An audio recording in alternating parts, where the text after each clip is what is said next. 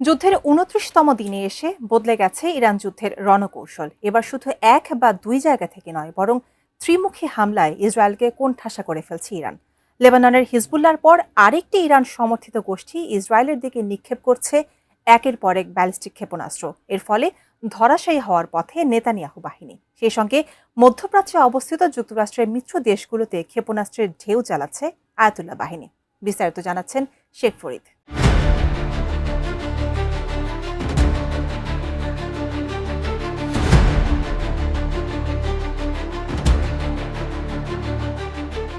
মধ্যপ্রাচ্যে মার্কিন সব ঘাঁটি ধ্বংস করার পর এবার ইসরায়েলকে মাটির সাথে মিশিয়ে দেওয়ার পরিকল্পনায় নেমেছে ইরান। তারই পদক্ষেপ হিসেবে ইরান, লেবানন ও ইয়েমেন থেকে একযোগে ক্ষেপণাস্ত্র ও ড্রোন হামলায় চাপে পড়েছে ইসরায়েল ও মধ্যপ্রাচ্যের বিভিন্ন দেশ। ত্রিমুখী এই হামলায় ইসরায়েলের প্রতিরক্ষা ব্যবস্থা একাধিক দিক থেকে চ্যালেঞ্জের মুখে পড়েছে।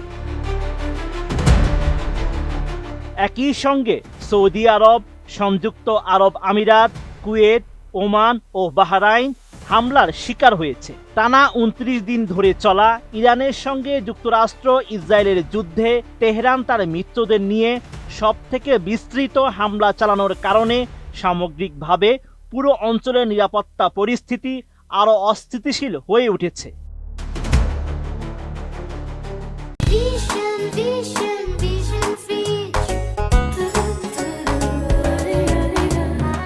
২৮ মার্চ প্রথমবারের মতো সরাসরি যুদ্ধে যুক্ত হয়ে ইসরায়েলের দিকে ব্যালিস্টিক ক্ষেপণাস্ত্র নিক্ষেপ করেছে ইরান সমর্থিত গোষ্ঠী ইয়েমেনের হুতি আন্দোলন। এক বিবৃতিতে ইয়েমেনি যোদ্ধারা জানায়, ফিলিস্তিনে দখলকৃত ইসরায়েলের গুরুত্বপূর্ণ সামরিক স্থাপনাগুলো লক্ষ্য করে ক্ষেপণাস্ত্র হামলা চালিয়েছে হুতিরা।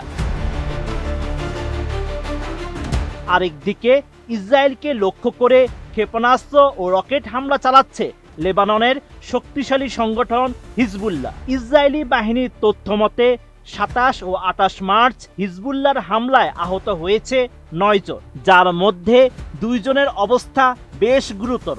এছাড়াও ইরানের হামলায় তেল আবিব ও আশপাশের এলাকায় ১১টি স্থানে ক্ষেপণাস্ত্রের ধ্বংসাবশেষ পড়ে ব্যাপক ক্ষয়ক্ষতি হয়েছে বলে জানিয়েছে ইসরায়েল। এতে হতাহতের পাশাপাশি ক্ষতিগ্রস্ত হয়েছে ভবন, সড়ক ও গাড়ি।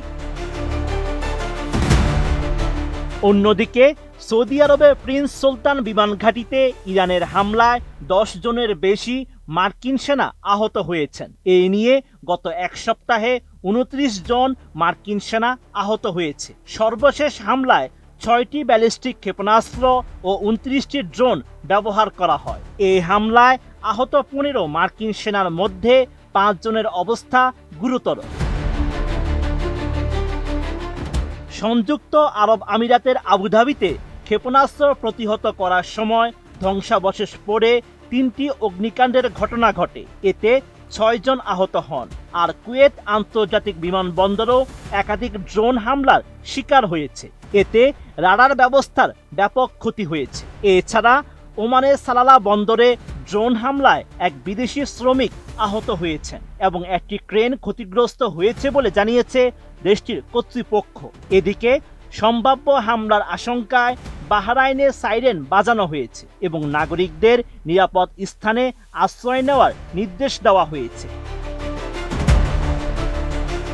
এমন পরিস্থিতিতে বিশ্লেষকরা সতর্ক করেছেন, হুতিদের সরাসরি যুদ্ধে প্রবেশ বৈশ্বিক বাণিজ্যের জন্য বড় হুমকি হয়ে উঠতে পারে। বাবেল মানদেব প্রণালী বন্ধ হয়ে গেলে লোহিত সাগর হয়ে সুয়েজ খালের পথও কার্যত বন্ধ হয়ে যাবে। ফলে হরমুজ প্রণালীর পাশাপাশি আরেকটি গুরুত্বপূর্ণ নৌপথ বিপর্যস্ত হওয়ার আশঙ্কা তৈরি হয়েছে। Sheikh Farid, ATN news.